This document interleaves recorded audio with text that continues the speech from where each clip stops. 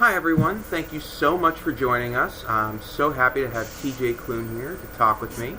TJ Klune is the USA Today best-selling and Lambda Literary Award-winning author of over 20 books for adults, including his latest novel, the contemporary fantasy, The House in the Cerulean Sea. TJ's other new release, The Extraordinaries, is his first book for teens. Being queer himself, TJ believes it's important, now more than ever, to have accurate, positive queer representation in stories. Please visit him online at www.tjklunebooks.com and follow him on Twitter at hashtag TJ Klune and Instagram as hashtag TJ Klune Books. So, first and foremost, TJ, thank you so much for agreeing to be on here. I really appreciate it. Well, thank you for having me. I'm super excited to be here. This is, as you reminded me, this is not the first time that you and I have spoken. So it's good to be able to see you again. That's true. Actually, TJ and I were fortunate enough to meet at Winter Institute. He was so gracious. He signed my copy of House in the Cerulean Sea. I'm gonna show it off a little bit and kind of nerd out. So that's right. I have my signed copy here. So it was so very nice of him to do that. So let's talk a little bit about the writing. So the first question I've got is, where did you come up with the idea for your books, The House in the Cerulean Sea and The Extraordinaries? Where they're both such unique premises. Where did they come from? The House in the Cerulean Sea came from, I knew that I had wanted to write about magical something for a long time. I knew that I wanted to make it be surrounding children, and I knew that discrimination was going to play a part in it. But I couldn't quite understand or get the pieces to fit how I wanted them to.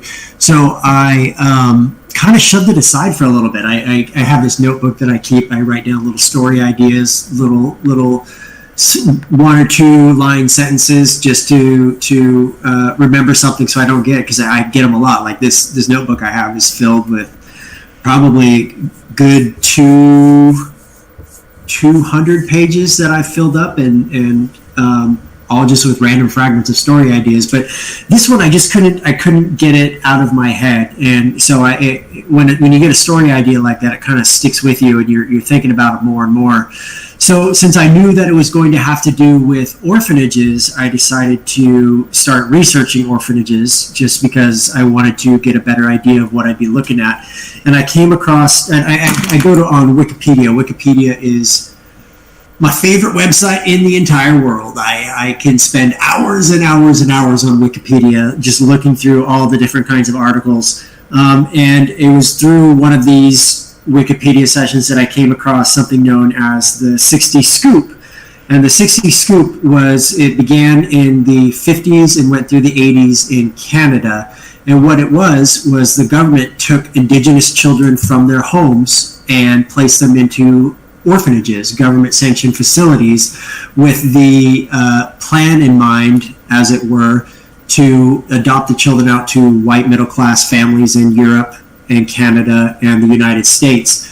It's believed that over 20,000 children were taken from their homes, and it wasn't until 2017, actually, that the victims of the 60 Scoop settled with the Canadian government for quite a bit of money, but obviously no money can ever replace what was lost during those 40 years. And so it kind of stuck with me with that, because the idea that Indigenous children could be taken from their homes simply because they look different was just mind-boggling. And it made me wonder if there were ever other instances of children being removed from their homes because they were different.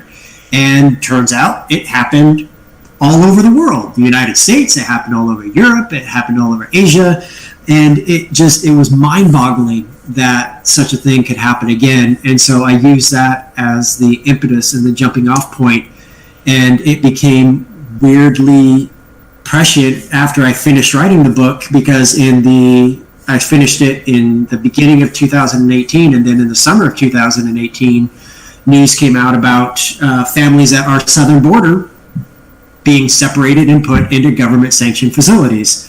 And it was the weird thing that we seem to keep repeating the same mistakes over and over and over again. So the story was basically me wanting to write about magical children, but turned into this whole bigger thing because I essentially lived in a bubble and did not know that about these things happening in the wider world around me, which is kind of par for the course with Linus, the main character of the book.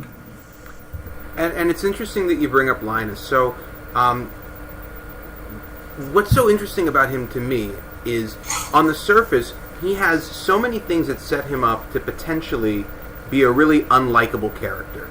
You know, he's working for, obviously, the bad guys.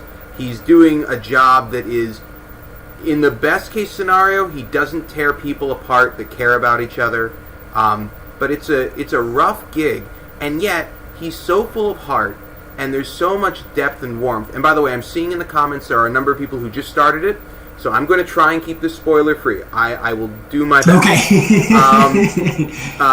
But there's so much heart to him. How did you write that kind of character? Well, look, let's be honest here. In fantasy, you don't have a 40-year-old overweight character as the main character. That just doesn't happen. And for him to be queer on top of that, that just doesn't happen in fantasy. And while he wasn't the first voice that I heard when it came to writing this book, the kids were the first voices I heard, and rightly so. They're the stars of the book. But Linus is the backbone. He's the most important, and his role could have been easily overshadowed by the kids. But Linus's arc from the beginning to where he ends up towards the end, keeping it spoiler free, is something that I think I worked the hardest at, because he has to be believable. He has to be likable. At the very beginning, he says it himself. He's paint drying on a wall. That's the kind of person that he is, or that's how he sees himself. And he doesn't know it, that he doesn't know the depth of his heart, because he spent his whole life doing what he was told because he thought it was the right thing to do.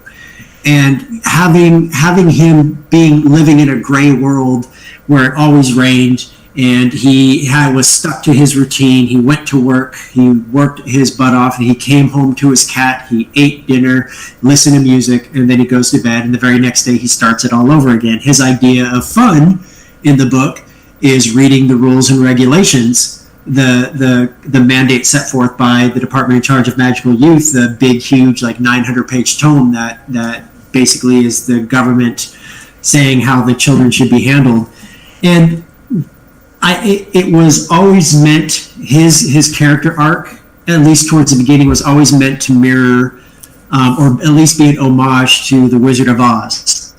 Because at the very beginning, you have Dorothy in the sepia-toned Kansas, and then she gets to Oz, and it's this huge, bright burst of color.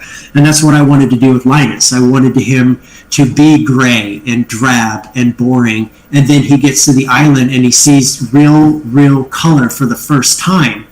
And that's when he begins to feel that he has a heart beating in his chest. He's just never really noticed it before. And as he goes on, he learns that he does have that heart, but it's something that is very fragile, and that he needs to protect himself, but he also needs people around him to help protect it too.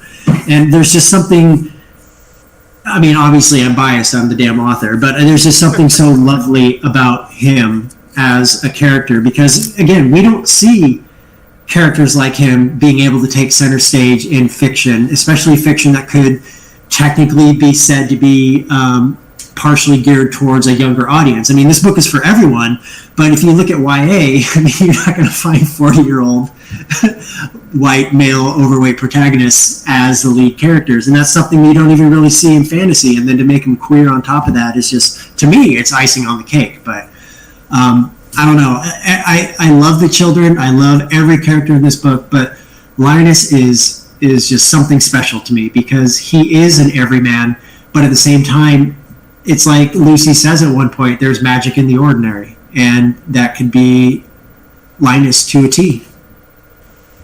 I love Lucy's line, by the way, about magic in the ordinary. I think that's one of the best things about fantasy, when it's done really, really well, is, don't get me wrong, there's something wonderful about Gandalf standing over the bridge and fighting the Balrog and hurling giant sorceries.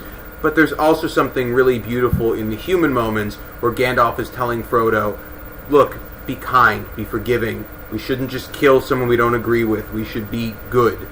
And those are my favorite moments too, because the spectacle can be grand and wonderful and amazing and jaw dropping and everybody gasps. But the quieter moments are my favorite moments, because in the quieter moments you get to see just what makes each character tick, and if it's done well. Because if there's the quiet moment that is talking like Gandalf did, or like in this book, they're teaching about kindness and generosity and sticking up for each other. Those quiet moments make the book so much better, at least to me, because if everything is so dialed up to an 11 and loud and flashbang and everything's exploding all the time, that gets exhausting. And I think we need the quieter moments. And this book was never about the big flashbangs and explosions, and it's about the little things, and the buttons and going on grand adventures on Saturdays. And I don't know, it's important that we have the quiet moments to counteract everything else, especially now in the day and age we live in. And it's so funny you mentioned buttons. I literally, as you were talking, was thinking the small things like collecting shiny buttons. There's something that's such a piece of the story. But you mentioned Linus is such an unusual protagonist, and I completely agree. So let's talk a little bit about that. Let's talk a little bit about queer romance. As a queer person yourself, can you share with us your take on the importance of authentic queer representation in literature? Yeah, look, and I've said this before, and I'm going to stick by it. I am of the mind that anyone can write anything that they want to. But if you're going to stray out of your lane, you best make sure you're doing the research, you're talking to the people in the marginalized community that you're writing about, you're making sure that you're doing everything within your power to make sure that the voice you're writing is authentic. And that is so important. I struggle sometimes with how I feel about that, because again, I'm of the mind that anybody should write whatever they want. But then you read a book with bad representation, and it just makes my skin crawl. Own voices where the author belongs to the marginalized community that they're writing about is so important. It doesn't have to be queer authors. It could be authors of color. And those voices have typically not been raised up, especially in science fiction and fantasy. Science fiction and fantasy for a very long time was a straight white male game, and that's how it was. It's not until, the last 20, 30 years, and hell, even that was very hard for it to happen, that it started to see more diversity. And it's so important that we have those voices, while again, anybody can write what they want, but at the same time, if you're going to be writing, if you're a publisher and you're looking for, hey, we want queer characters in our story, or we want these kinds of characters of color in our story, you better be finding the authors that belong to that community and lifting those up, because I can guarantee you that those are the voices that are going to be the most authentic and the best to be writing about what they're writing about. I think that having queer representation, positive queer representation in what is technically considered adult science fiction and fantasy is so important. YA is at the forefront of diversity. YA has wonderful diversity from the authors, whether it be contemporary or science fiction, fantasy, anything like that. Adult science fiction fantasy is still lagging a bit behind. And it's something that we need to push through as hard as we can. And because let's be frank, we're not going anywhere. So you can either join us or you can get the hell out of our way. 100%. And it's funny, actually. Magpie Starcatcher actually made a comment or a reference that I was thinking in my head.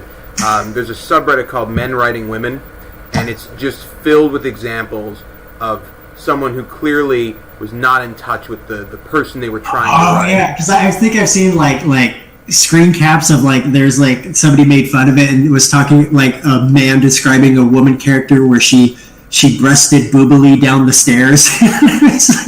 it's accurate. Yes, I know exactly what they're talking about with that. Yep, but it is, and you can maybe it's just me being in the queer community, but most of the time, I can tell if the author knows what they're talking about when it comes to having queer characters in their books. You can tell. Maybe you have to be as mired in it as I am because I am an author, but I'm also a voracious reader. But you can tell, and it's never a good thing when you can tell that the author does not belong to the community that they're writing about, because there's just certain things that just grate you the wrong way. And granted, it could just be me being sensitive about something like that, but at the same time, you have to know your audience, but you better damn well know your characters too. 100%. 100%. One of my other favorite characters has got to be Arthur. Arthur, I feel, is the kind of person that I think we all, as a child, needed in our lives at one point or another. He sticks up for the kids, he's got their back, and he loves them. And it's not just he loves them in spite of the things that are wrong and that have to be worked on. He loves them because of them and with them, and there's really something so magical about that. So how did you write this, beautiful, wonderful person we all want in our lives? He was always, to me, going to be, no, this is probably going to be slightly controversial. He was always going to be the antithesis of Dumbledore. Or the anti-Dumbledore, I guess I should say. He, to me, aside from the author herself who wrote him, Dumbledore to me was always a frustrating enigma, and unnecessarily so. And he showed him being flawed and blah blah blah whatever. But there was something to me, and this is again my own personal opinion, that I found extraordinarily grating about Albus Dumbledore. And then later on, after all the books came out, and Rowling said, oh, by the way, the entire time Dumbledore was gay. And I was just like, geez, you can't, okay. If you're gonna say somebody was gay, you don't make it subtext, you make it on page. I'm sorry, that's just how it is. If you're gonna try to feed a community scraps, you better be willing to give us the whole damn meal. So going with him, I knew I wanted to make him not like that, because it could have easily gone that direction. Obviously, you're dealing with almost kind of similar situations with a magical school and a magical orphanage, and he was the headmaster and Arthur was the master of the orphanage. But to me, Arthur, and keeping it, again, spoiler-free, Arthur is probably, to me, the most important character in the entire book. Not just because of what he reveals as the narrative goes, but because of him seeing right through Linus from the very beginning. As soon as Linus arrives on the island, Arthur is intrigued by him. And I know I can say, but I won't say how long it's been since something like that happened to him. And Arthur was someone who was very easy for me to write, because I knew going into it, he was probably, in fact, the easiest character for me to write out of this entire book, because I knew going into him that he was just going to be warmth and kindness and gentleness personified. If there was ever a good person in the world, it is Arthur Parnassus. And though we do get to see a different side of him, a much different side of him as the book goes on, he still retains his protective, gentle nature, because he knows how important it is for the children to have a positive adult influence in their lives. Because before they came to the island, they had no one. They had nothing that they could turn to, no one they could look up to, no one they could love, because they were never loved in return. And Arthur, through his own journey and his story, needed someone to love. And so being able to put them together and have him just be this protective father figure, and hell, a father, it was a joy to be able to write that, because you could look at it as a not so subtle way of talking about how queer kids are thrown out of their homes when they come out by their families who don't understand. and we find at that point, we have to make our own family. We have to put together people around us that aren't related by blood, because the people who are related to us by blood don't love us as they should. And that's basically, obviously, the whole found family thing about this book is a big part of it. But it's all surrounding Arthur and what he was trying to build with this place on the island. And given his history with the island, it's so important for him to be able to have that. And I will not say anymore in case I ruin anything. It's so hard, right? Like, I'm sitting here and I'm going, oh, that... when you mentioned... because the book has only been out. I mean, it's so hard to believe because this year has lasted 18 years. But the book has only been out since March. And new people are discovering it every day. I get tagged on all sorts of social media about how people are just now discovering the book because they've heard of it. And that's so awesome. But yeah, it can make it difficult because you kind of want to talk about like certain spoilery things. Absolutely. And it's interesting that you mentioned Dumbledore, because as I was sitting here asking this question, in my mind I was going, kind of Dumbledore-esque, but like I don't want to make that comparison.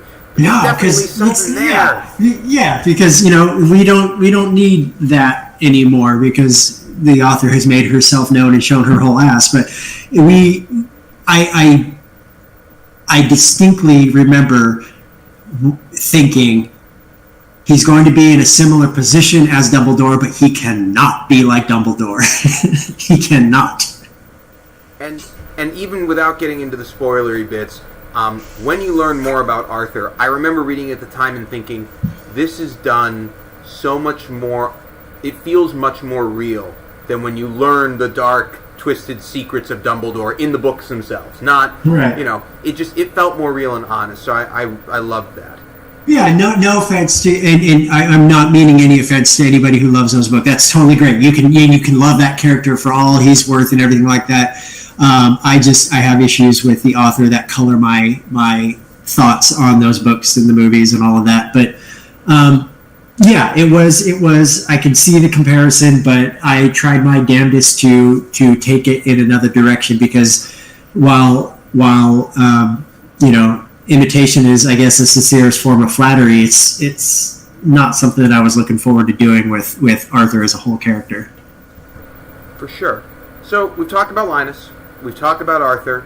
We should probably talk about the kids, because the kids are so much fun and so heart-touching as well in their own way.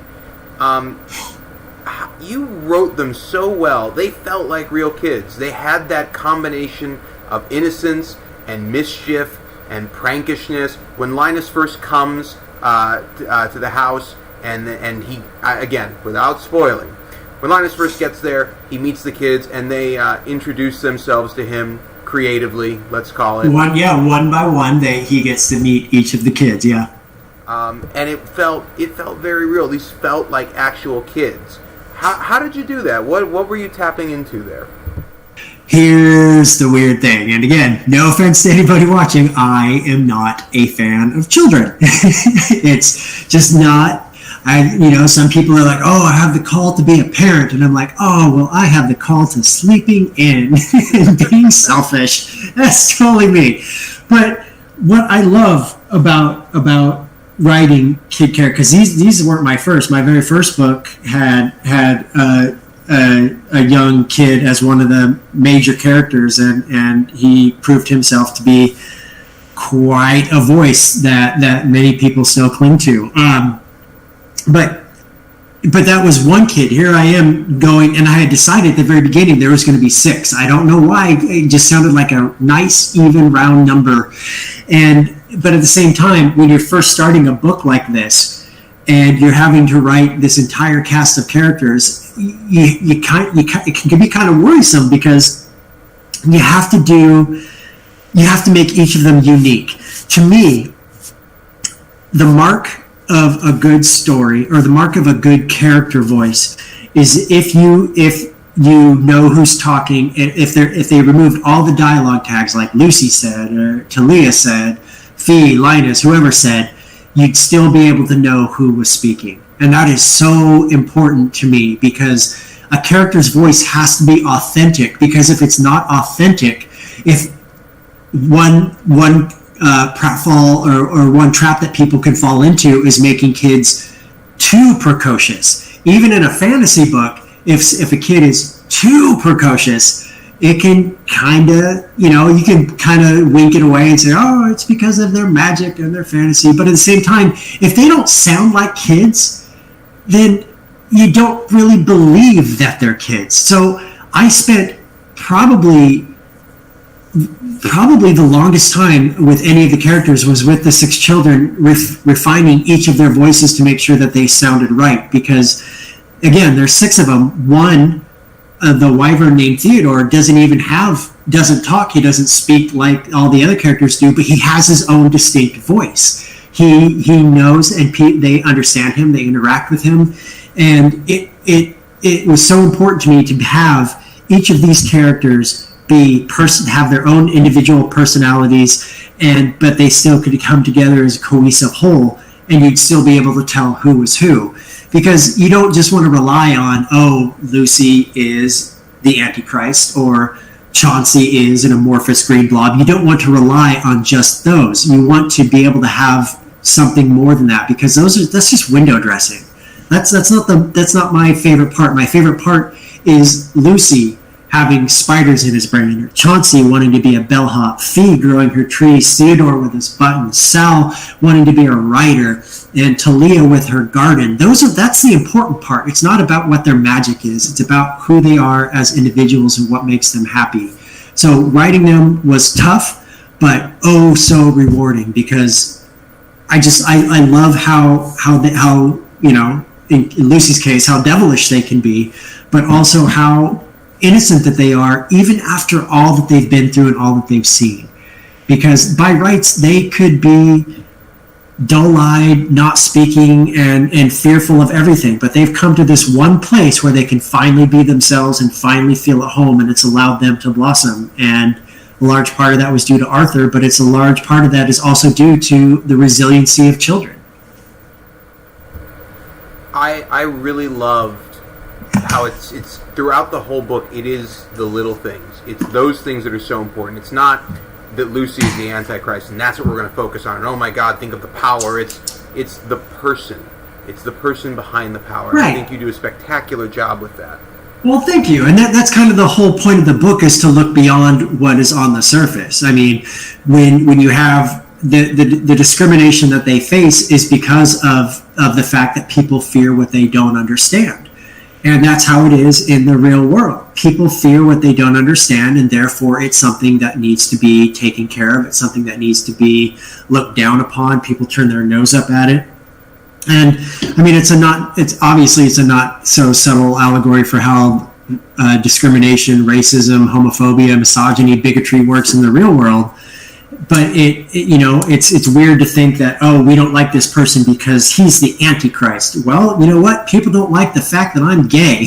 Like, I have any control over that? Like, what the hell, man? I don't give you shit because you have a wife. You know what? Who cares? Who cares how I am? Let me be and go do your own thing. Well, who I am doesn't matter to you. It shouldn't matter to you. But unfortunately, it does matter. And so the whole book is seeing beyond what people want you to be, and it's seeing beyond that to who you could be to yourself. So we're getting a lot of comments in our comment section, so I'm going to take a second and respond to some of them. I've got them pulled up on my phone because it's otherwise a tiny little screen on the side. So Brett Waters said, Arthur showed us that we can survive past trauma and retain being a good person to share that warmth with others, and I think that's 100% on the money. I absolutely agree. Not going into spoilers, yes, that is absolutely, and that's kind of the point of him, to show that even people that are hurt, even people that have survived awful things, it's not necessarily about the strength of the person, because even the strongest people can break, but it's about what you do after you break.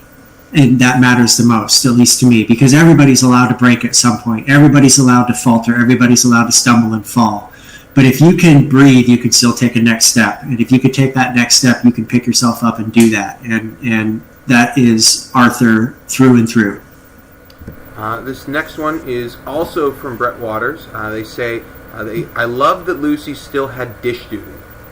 Yeah. Yeah, and that was this is gonna be so. This is how anal retentive I am. Like when I write books like this, there's so much that I write that's extra that goes around it that I just like birth dates and what they like to wear and all that kind of stuff that doesn't, little minute details that doesn't need to go into a book. But I actually made a chore list when I was writing this book for each of the kids, and I think I made it. I think I got through an entire week and I had this spreadsheet where I had a chore list for each of the kids to do, and Lucy always had the dishes because he loved doing the dishes. Something really, really cool about that. I that's got to be when you do the big, illustrated 10-year anniversary edition. Yeah, that would be super cool to be able to do that, like have like an annotated edition or something like that.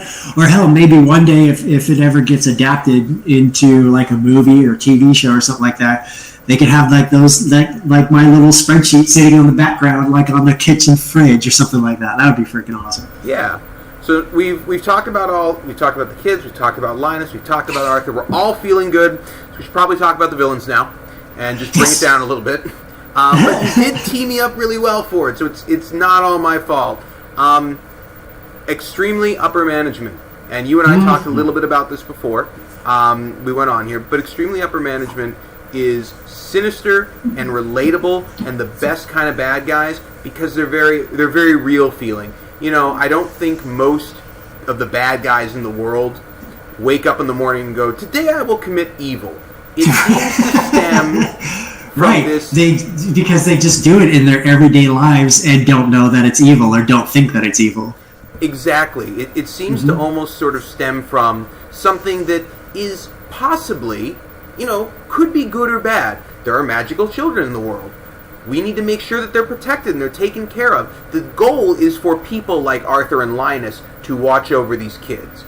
And then, as time progresses and it stops being about taking care of the kids, and now the metric is, did you check the boxes and fill the bubbles, and is there enough soap in the dispenser? Who cares if the kids don't like the soap? It becomes evil. So how did you write that? Where did that come from? Because that feels so much more real than, they're evil and want to destroy the world that they live on, so they'll also die, which seems strange for them to want to do.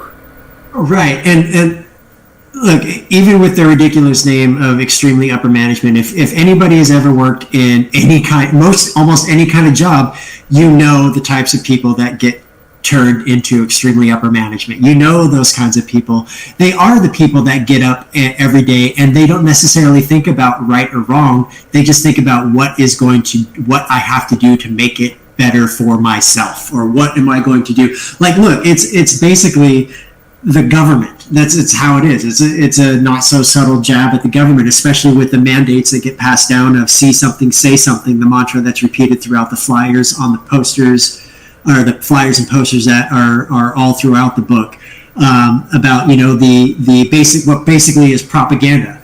And it's quorporate culture obviously played a big part, because I worked in a company for 10 years before I quit to write full time, and the whole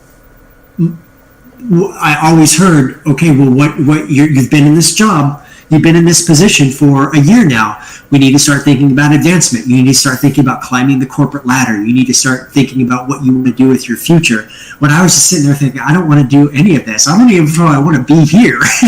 So please don't talk to me about climbing a corporate ladder. But everybody knows somebody like extremely upper management, and that's kind of the point. They are ridiculously named, but at the same time, they are so very real, because that is the way our world works. We have a governing board, as it were, who basically thinks, that's how our government is. They tell you one thing and then they do another, or they tell you what you want to hear, but then again, like you said, they're checking the little boxes. Oh, we got diversity points now. Oh, look, we got the gays. We're all right.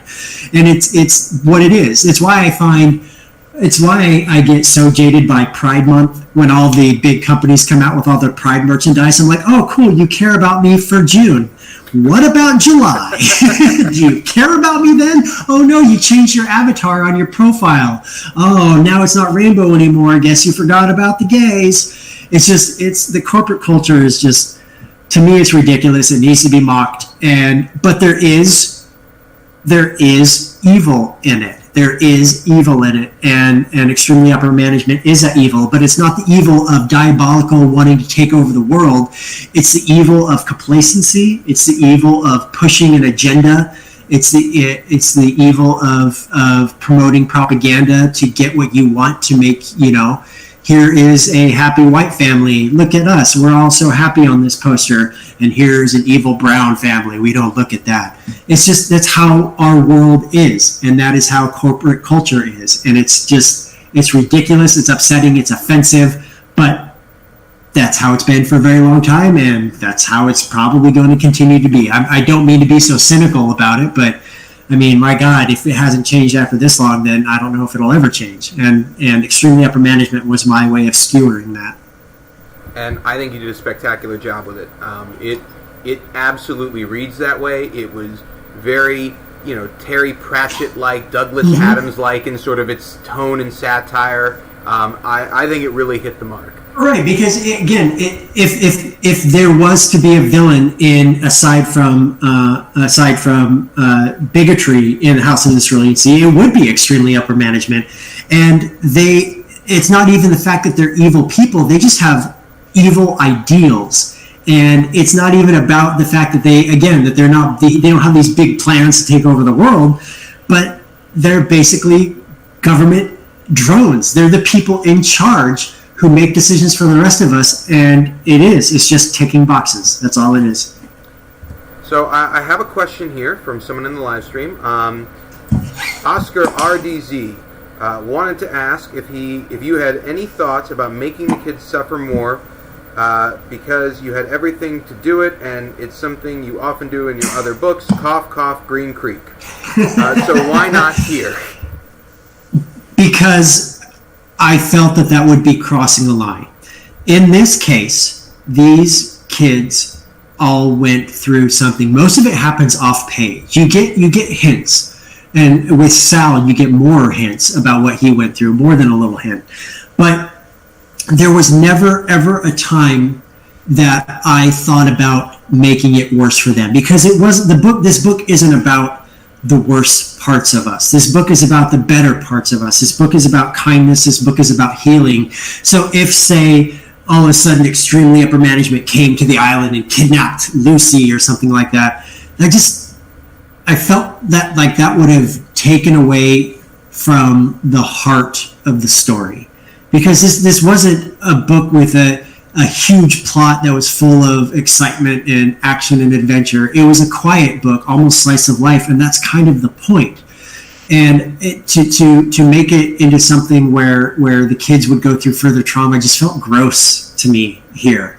I mean, yeah, as people who've read my other books know, I love to write angst and I love to make it hurt, but it didn't feel right because it was never supposed to be that kind of story. The biggest thing I wanted people to walk away from this book knowing was that there was still good out there, that we need to be kind to each other, and that we have to use our voices to help lift each other up, but not so much so that we drown out those voices. And to basically make it into some kind of angst porn and wouldn't have done for the story, and I never would have gone in that direction for it. I love using, whether it's angst porn or gore porn, America porn. That's like my favorite terminology because everyone hears it and they immediately know what you mean. Like, exactly, yeah. Exactly know what it means, and I don't see if it would have made. It wouldn't have made the book any better, because this is not what this book is about. This book is supposed to be a hug, not a punch in the face.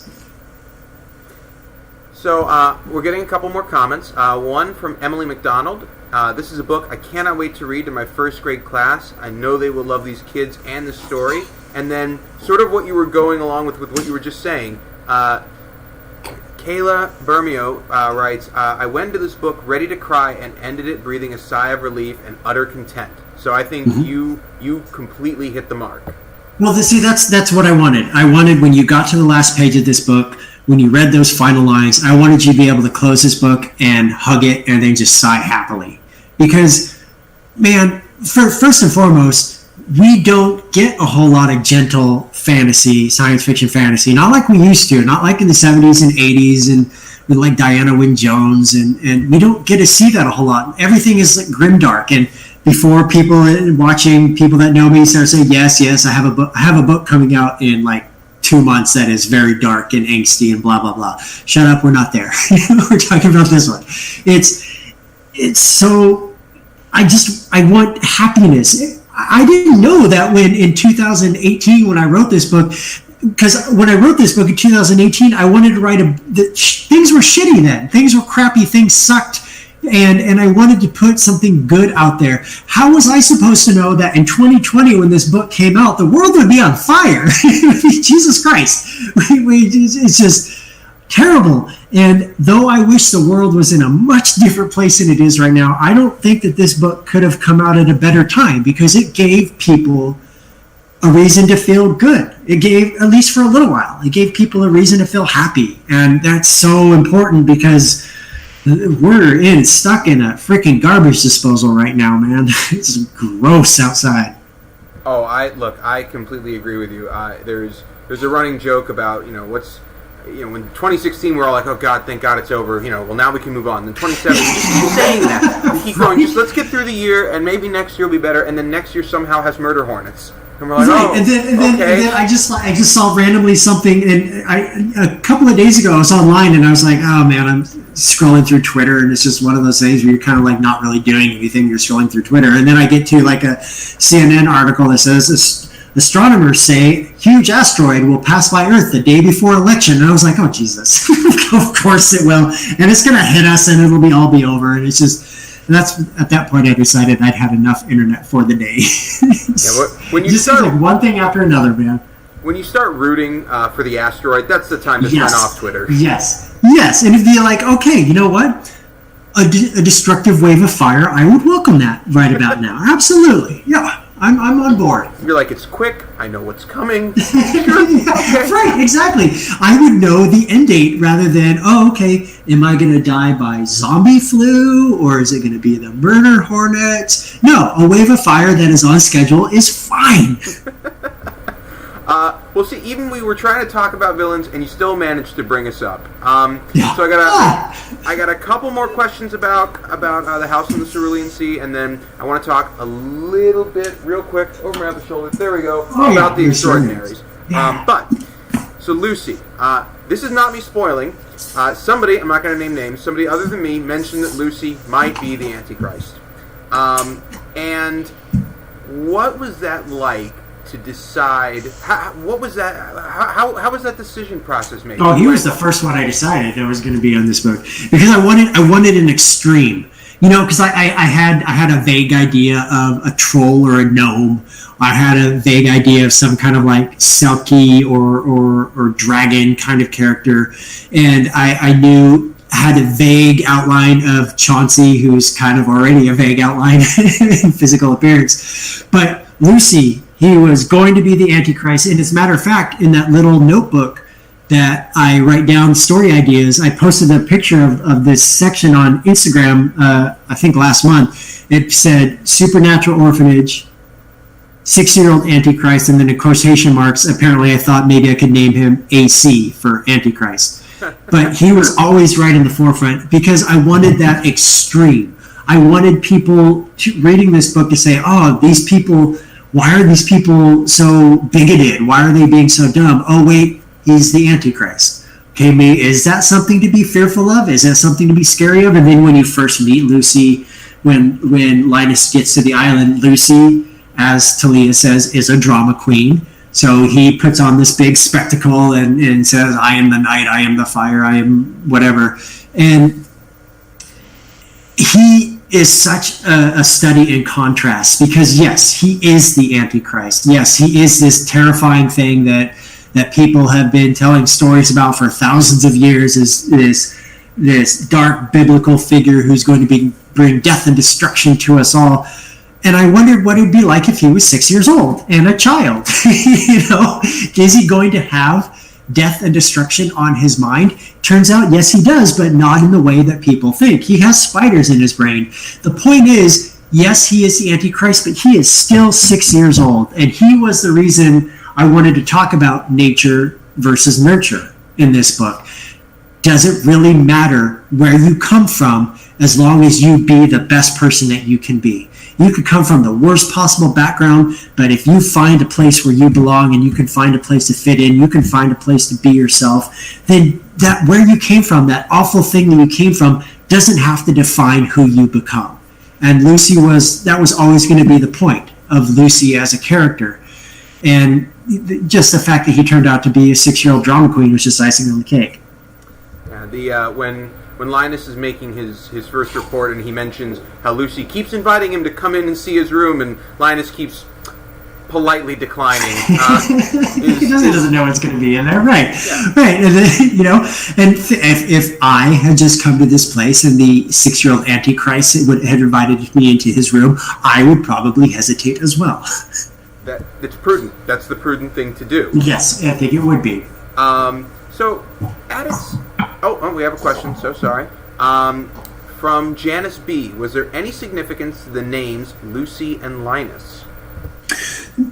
Probably just because, Lucy was always going to be Lucifer, so it was just shortened it. I didn't like the way AC sounded. And then I have a friend whose name, and I'm not going to reveal him on there, its name is something similar to Linus, so I wanted to honor him in a way and put him in the book. And then, so of course, you're not even thinking. Your brain is making these little connections and you're not even paying any attention to them. Helen, the mayor of Marsyas Island, was originally named Sally. So you had Linus, you had Lucy, and you had Sally. And then, you're going back and reading it, and your beta readers are reading it going, did you know that all of these are characters from Peanuts? And I was like, God damn it. No, I didn't even think about that. But obviously some part of me did because, Sally was one of the last characters named. I don't even think I gave her a name until I got to writing her part. And so, of course, when I thought Sally, I was like, oh, that's kind of a neat old-fashioned name. I'm going to be so special because nobody would ever thought she used the name Sally. But then, of course, there's Charles Schultz and 60 years of Peanuts. So she became Helen. But I didn't want to change Linus and Lucy because Lucy, again, Lucifer, and then Linus, named kind of after my friend, but also Linus is such an unassuming name, one that you don't hear very often these days, and it's old-fashioned in itself, but it's just, when I picture a Linus in my head, and no offense to any Linuses out there, I say this with love, but when I picture a Linus in my head, I picture Linus Baker from The House in the Cerulean Sea. That's just how I would picture them as a person. So we've got another question from the live chat. This one is from Leib Escalante. Which one was your favorite character to write about? Arthur out of the adults and Chauncey out of the children. I've talked about Arthur before, so I'm just going to focus a little bit on Chauncey. Okay. Chauncey. He wants to be a bellhop. That's it. That's all he wants to do. He wants to be a bellhop. He practices that. He does it with Linus. He does it in his room. He wants to be a bellhop. To me, I just love him to death because of that. Because that is something so innocent. That is something so endearing. And it's something such a child would do. When you're a kid and you focus on one thing. I went through a phase where I wanted to be Indiana Jones and an archaeologist. I went through a phase where I wanted to be a cowboy. I went through a phase where I wanted to be an astronaut. And though it could be argued that maybe this is a phase for Chauncey, I don't think it is. I think that this is what he's wanted. This is what he's set his sight on. And I think part of it has to do with the fact that it's so normal. It's so mundane. It's helping people. That's all he wants to do is help people, and he's never been given the opportunity because he looks like the way he does. He's been told his entire life that he's a monster. He's been told his entire life that people fear him. And what does he do in response?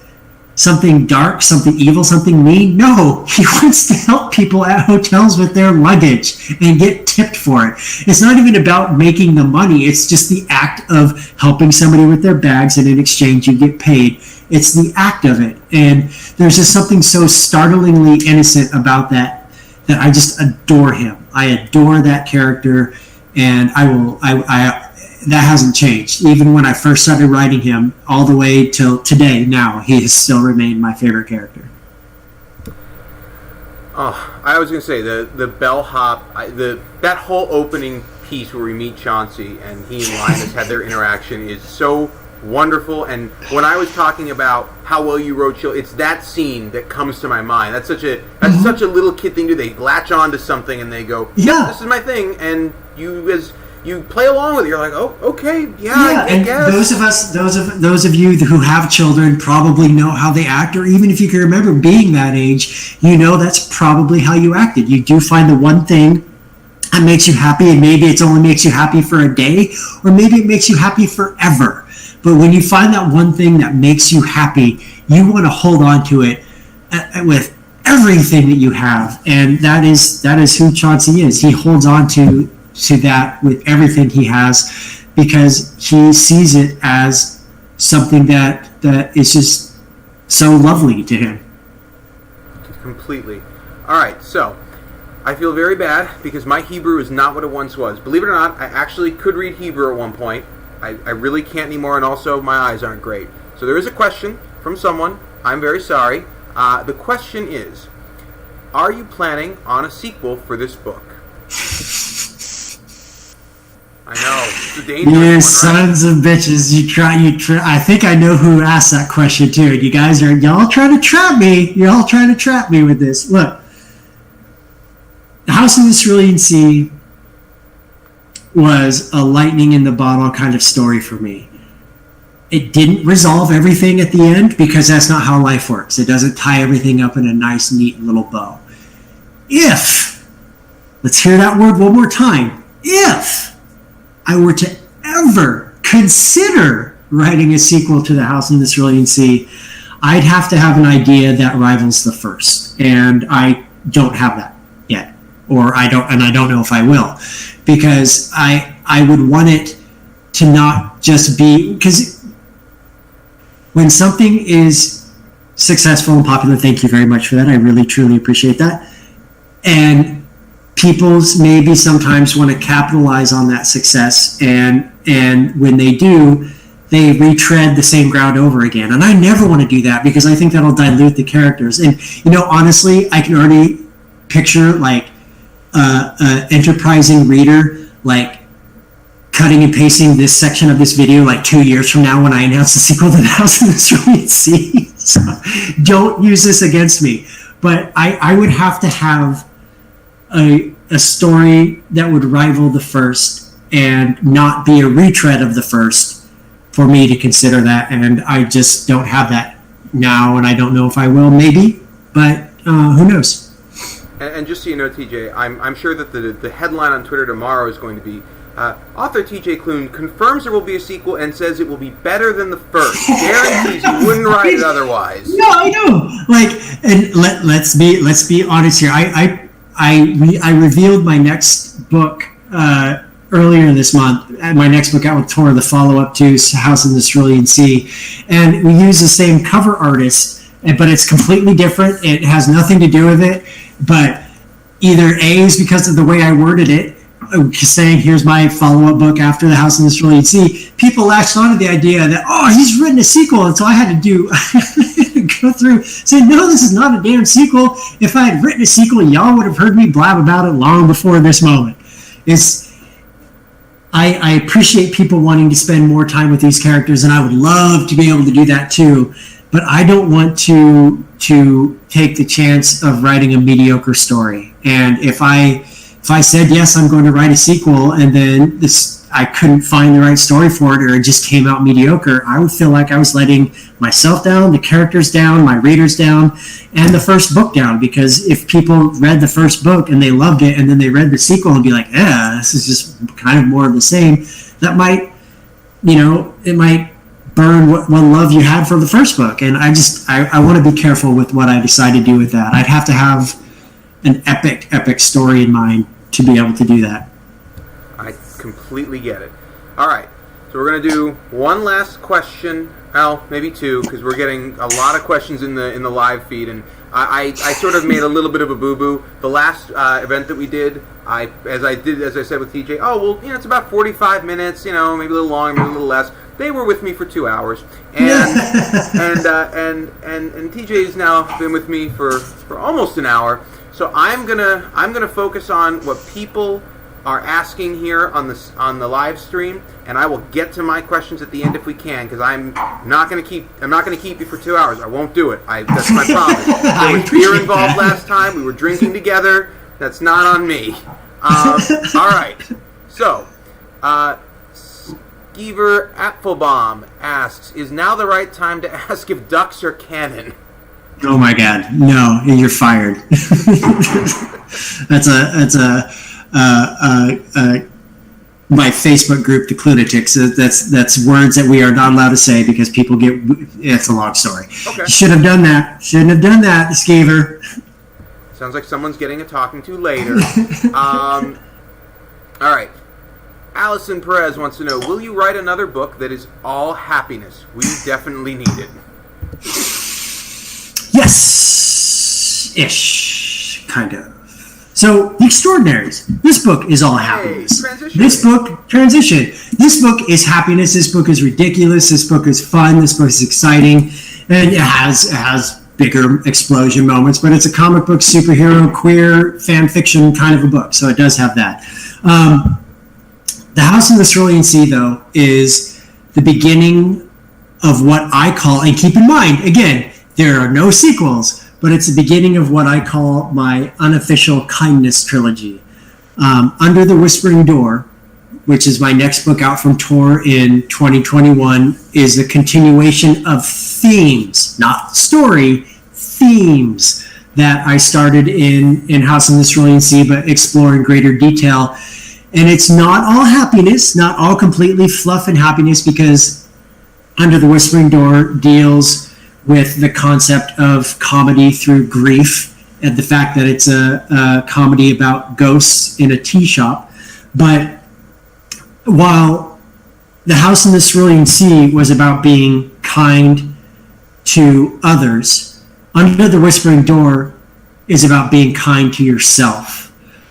Because the main character, and this is not a spoiler because it's in the blurb, it happens right away, the main character dies. Wallace Price dies, and you follow his journey. He was not a good person. He was not a nice person. He was a jerk.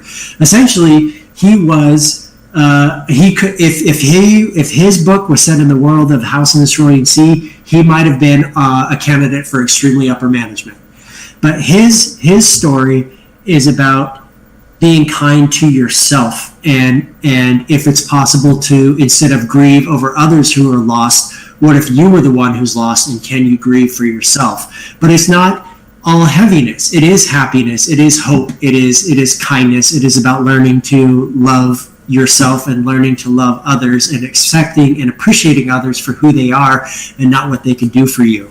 And that book is coming out in March, and I am so proud of that book because grief is a tricky subject to write about, because grief doesn't hit the same way for any two people. And when you're writing a comedy about grief, it can be a very tricky line to walk. So I think, at least to me, I think I did myself good with this book. I'm proud of this story, and I can't wait for people to read it. And then the third book, which comes out in 2022, I won't go into a whole lot with because we haven't really announced much with it yet. But it is a completely different kind of story, but it does round out my unofficial kindness trilogy. And I'm very excited about that book too. Awesome. All right, so we've got another question. This one is from Oscar. Yes, Oscar RDZ.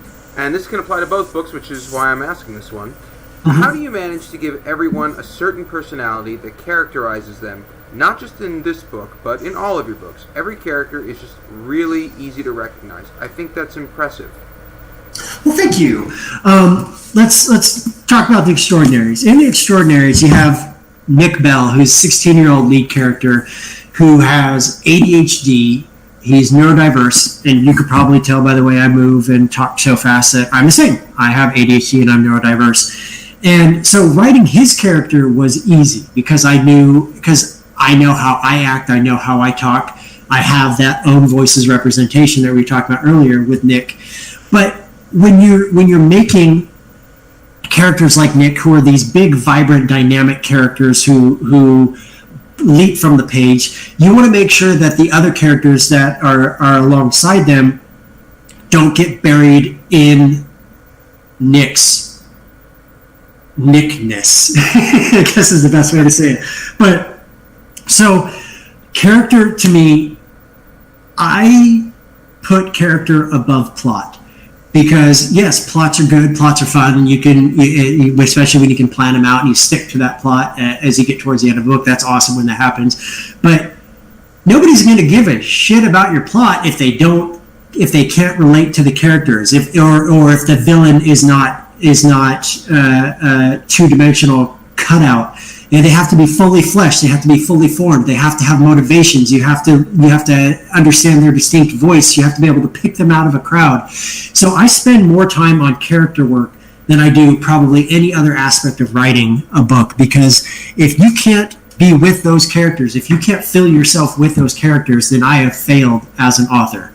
And with Nick, he is so vibrant and so big that he can almost threaten to suck out the light. He's like a black hole. He could suck all the light from all the other characters unless they were big and dynamic in ways that were different from Nick, but also complemented him. You have Seth, who is his best friend, who is this quiet guy who wears bow ties and penny loafers, and he obviously clearly very much adores Nick, but he is the practical one. He is the one that tries to not let Nick get too far into his head and with his harebrained schemes. And then you have their friends, Jazz and Gibby, a Sapphic couple, two girls, and they each have their own very individual, distinct personalities that are meant to act as a foil to Nick and Seth. And those four, while they make up the core of the story, they are just four of a big cast of characters in this book, and each one has to have their own distinct voice. You can't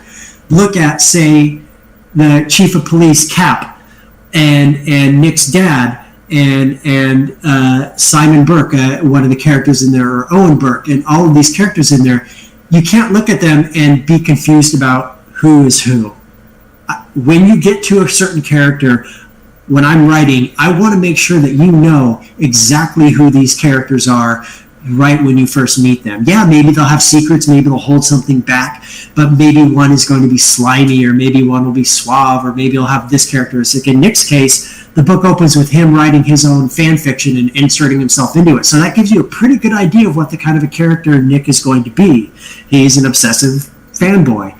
And it's, if I could give advice to writers, man, you got to hone your character voices. Yeah, plot is all well and good and all of that, but if your characters aren't leaping off that page, no matter what kind of a character that they are, then they may get lost, or they may drown out everyone else that's in the book. So I always believe in character work above all else.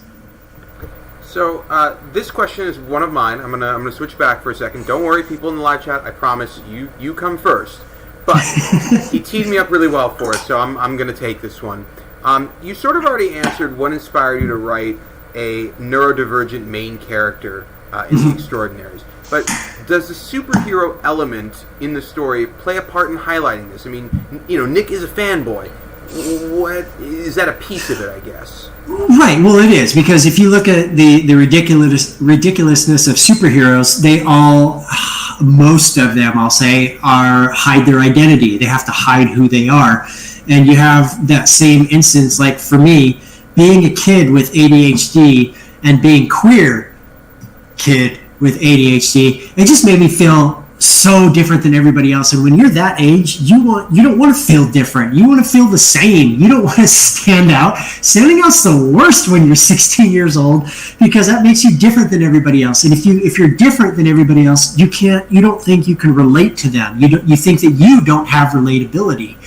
And so with the idea of superheroes, they're having to hide their identities, not because they don't want to be necessarily thinking about relatability, but because they don't want people finding out who they are and whatever drama that could come in. But it's not so far away from wanting to hide, say, having ADHD or being queer, which in this case that does not happen. These children, the teens and the extraordinaries, are all very out and very proud.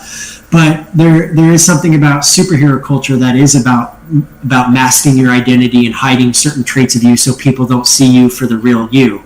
Because again, you're different. You have, I can make the pun. You have something extra. So let me tell you, ever since we've talked about this book for the past, 2 years, I have made so many extra puns, and I will not get sick of it. So you can look forward to at least 3 more years of that with the sequels for that book.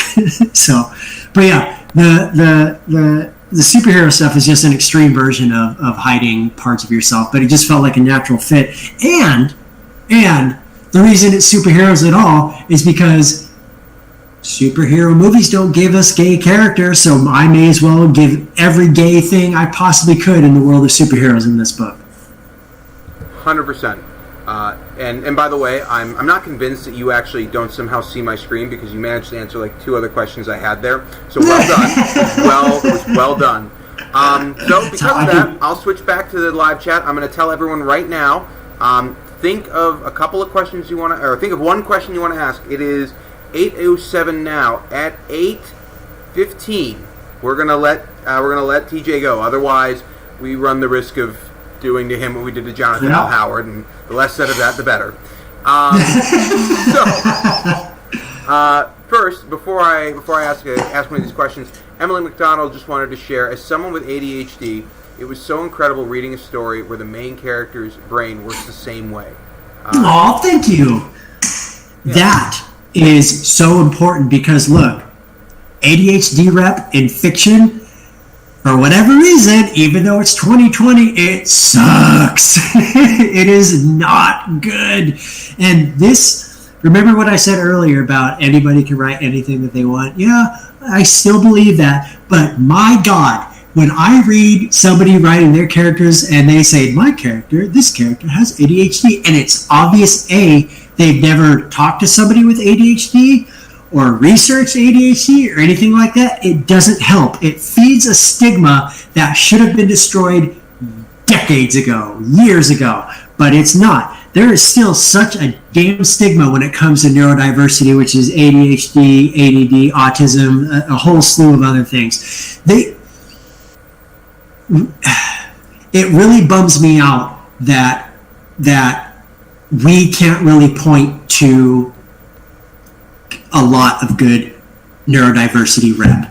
And it's really frustrating to have that, especially when I was 16 years old, this book, The Extraordinary, it's for anyone who wants to read, but it is YA, which means it is geared towards young adults. So when I was 16, 17 years old, I never found any book with kids with ADHD. Never, ever found that. At least positive representation.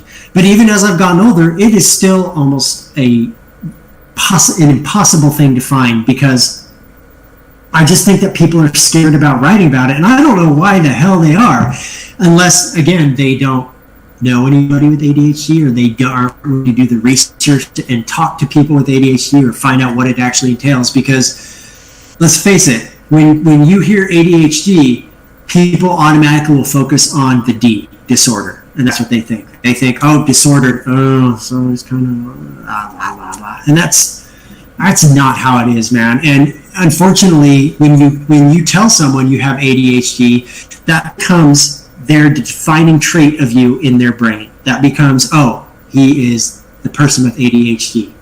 He's not, he's the funny person, he's the nice person, he's the person with ADHD.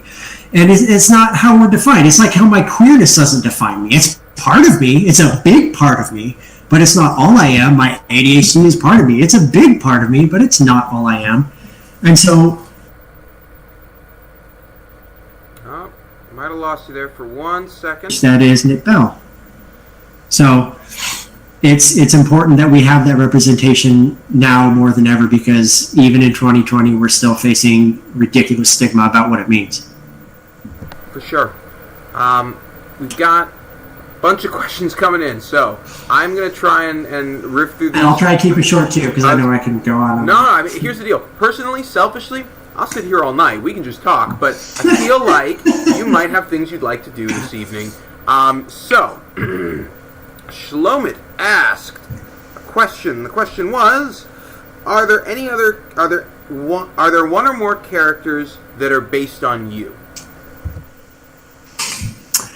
Are there characters that I've written that are based on me? I think that's going to be such a cliched answer, but I'm going to say it anyways, because who cares? Every character I write has some little piece and part of me in them, and that maxim is pretty much true. It kind of is. Nick, maybe a little bit more so than other. Gustavo Tiberius from How to Be a Normal Person, the book that I wrote that came out in 2015. There's a large piece of me in that character too.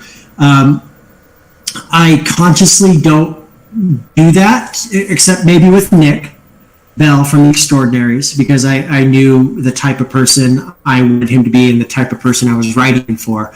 But I don't think it's a conscious thing that adding little bits and pieces of me into specific characters, but it happens just because that's how writers work, and it's narcissism, and it's oh, look at us, look what I'm doing, but it's nothing I can really do to stop it. So yes, it happens every now and then.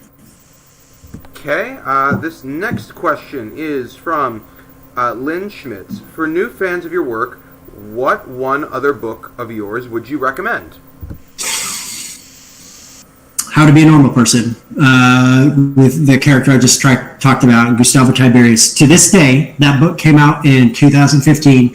To this day, it still remains my favorite thing I've written. Because, you know what? To the one person who was asking for a book about happiness, that book is a book about happiness. There's no real angst in that book. There's no real sadness. There's no third act breakup just to add drama in there. It is a book about a lonely video store owner who gets enamored by way of being perturbed with the new hipster that works at the coffee shop next door.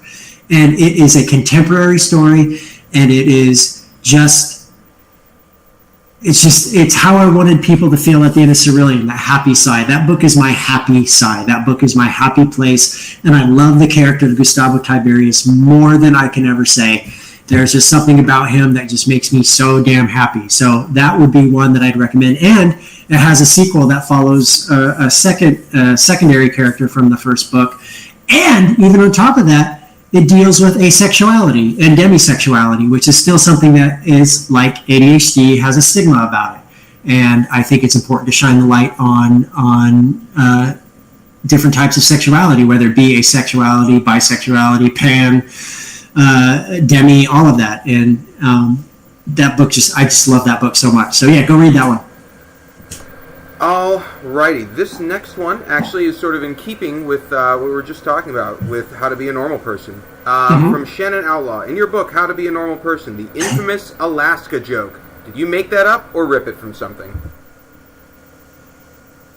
I don't remember what I did for that. Sometimes if I'm telling a dumb joke in a book, I'll just Google dumb jokes that are ubiquitous, that anybody recognizes from anywhere. But I don't remember what I did with that one. I'll have to Google it and see if it's somewhere. I don't know. Yeah, you know what? You're going to find it on Google, and you're going to find it's going to become this Ouroboros thing. You find yourself, and you're the source, but there's a rumor that there's another source, but it's you, and you keep going down. I just want to say thank you, Shannon, for calling the infamous Alaska joke, because yeah, it kind of is. This next one is from Kayla Bermeo. If you can warn us, should we prepare more tissue boxes for Under the Whispering Door or Brother Song?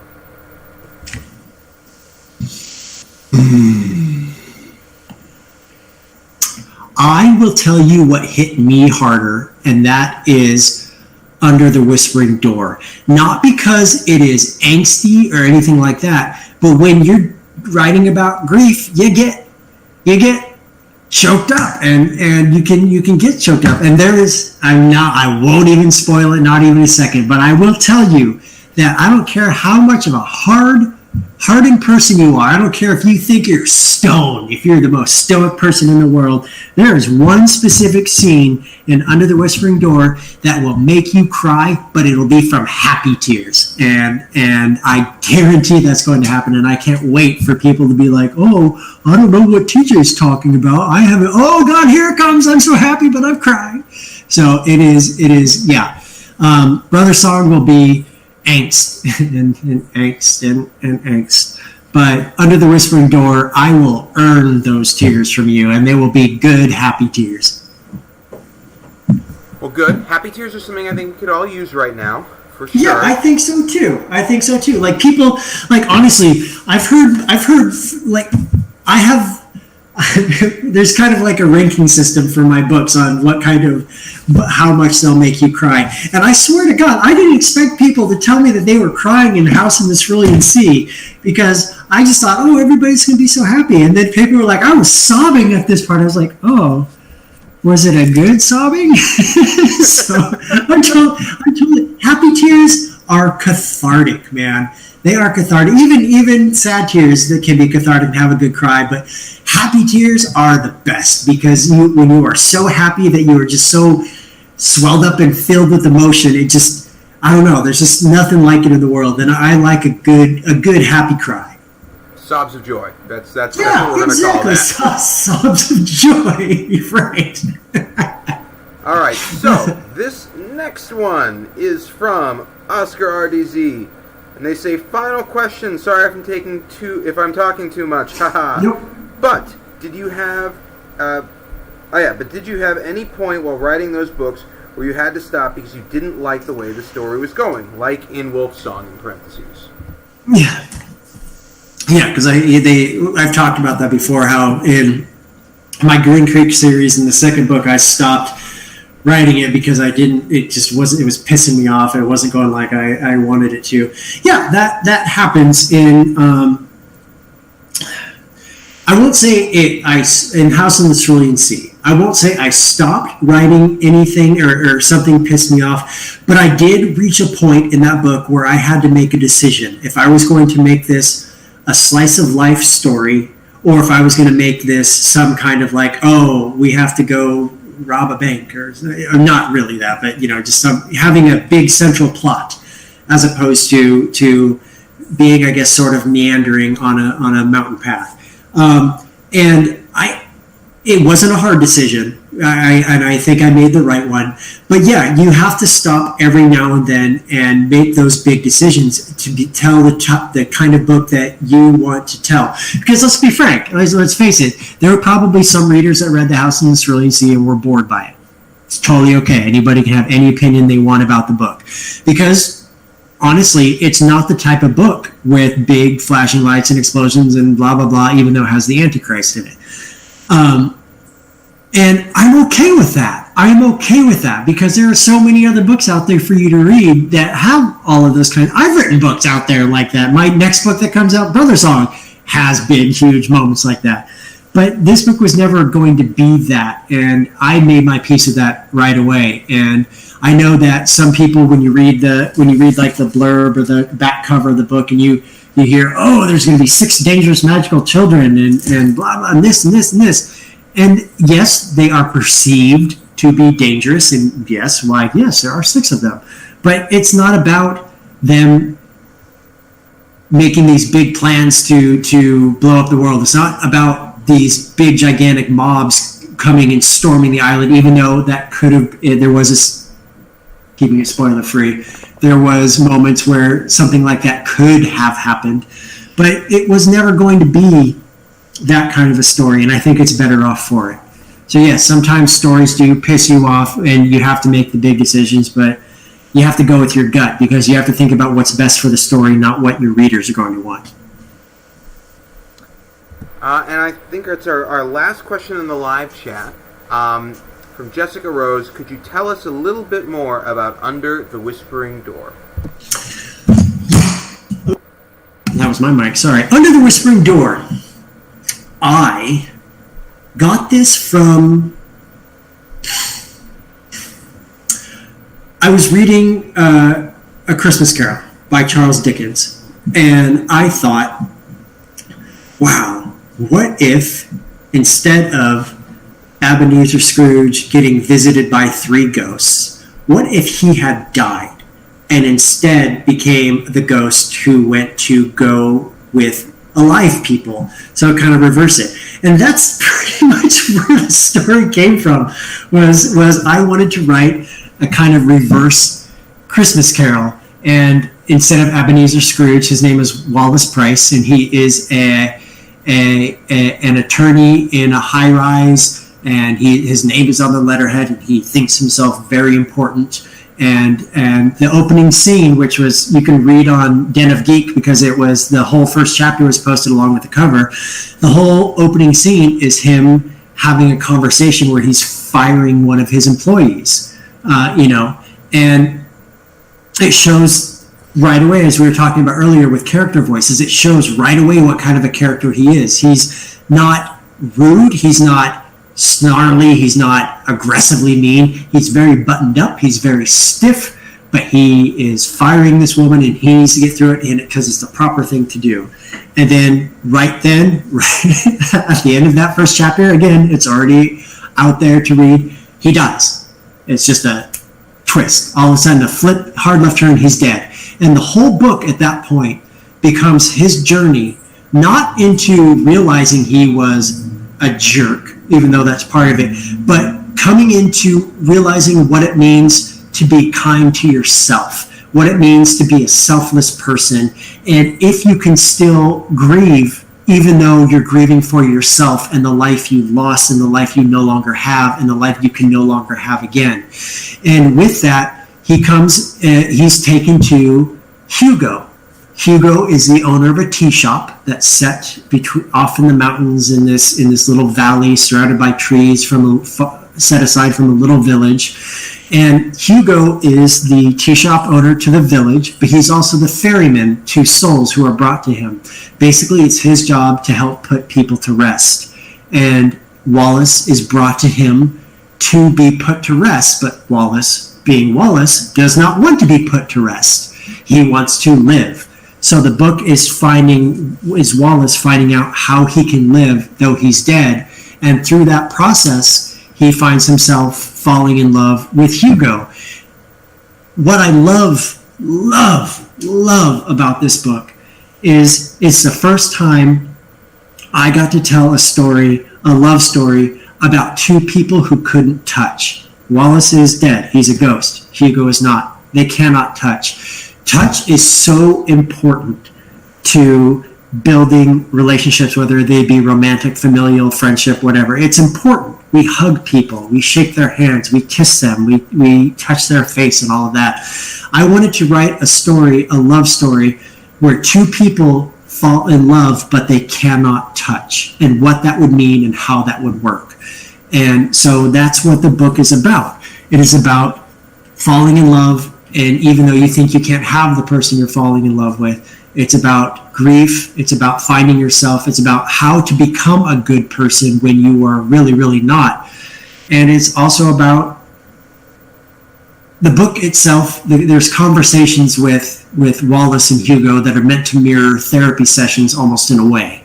About Hugo as a ferryman is almost a therapist because he's dealing with these lost souls who are struggling with what has happened to them, and just the dynamic between them is one of my favorite things I've written, because it is just so gentle and sweet and kind, but it has an edge to it because there's that fact that these 2 people cannot touch, and I love that dynamic. So, and I know I just talked about that a lot, but let me tell you, that does not even begin to scratch the surface of this book. It is nuts, and I love it. I can't wait for you all to read it. That's awesome. Well, first of all, thank you to everyone who tuned in. You guys were awesome. It's so much more fun to do these when we have people who are asking questions, and I get to moderate a little bit, and I get to try and squint and read everyone's name. It's a lot of fun for me. Drew, you did an amazing job. You're born to do stuff like this. Congratulations. Thank you for having me. And I just want to say two things. Please support indie bookstores. Please support indie bookstores. Please do that. And especially with this, you have Town Center Books. They have at the link for the website, they have my books up there, and you can buy them directly from them. But please support indie bookstores right now. They need our support. And also, take care of your mental health. Check on people who if you're good, awesome. Do you have friends, family that maybe might not be so good? Check on them too. Check in with them. Make sure everybody's doing okay, because right now, in August of 2020, everything sucks. Everything sucks. It really does. So we need to take care of each other, but we have to take care of ourselves too. So make sure you're taking your medicine if you're supposed to, and just make sure that you are doing what it is. Self-care is so important, and it is always okay to have to take a step back to take care of yourself. So please make sure you do that too. That's all I have to say. Thank you so much, TJ. And yes, just a very quick shameless plug. We do have both The House in the Cerulean Sea and The Extraordinaries. I keep getting confused because my camera's flipped for me, obviously. And also, TJ was nice enough to send us, we've got little The Extraordinaries buttons, which I'm wearing now. You can't probably see it because of my light, but they're there. And we also have these awesome book cover magnets for The House in the Cerulean Sea. You can come by and get them at the store, or if you place an order online, we're happy to send it as well. You can't have this one. This one's mine. I'm keeping it. But other ones, we do have other ones. They're the same. They look exactly the same. But thank you all so much for tuning in. And TJ, thank you again. And please, if you're not following us on Instagram or Twitter, please do sign up for our email blast so we can let you know what other authors we've got coming up, and we can let you know when we have TJ back, because I will come back. Yeah. We'd love to have Well, hell, I hope that we can actually do this in person next time, as opposed to having to do everything virtual, because I would love to be. I cannot wait until I can go back to bookstores and go into bookstores and spend time in bookstores without having to wear a mask and not having to be socially distant from everyone. Just, I hope that day happens very, very soon. We absolutely can't wait to have you. So, thanks again, everyone. We're gonna end it here, and have a great rest of your night.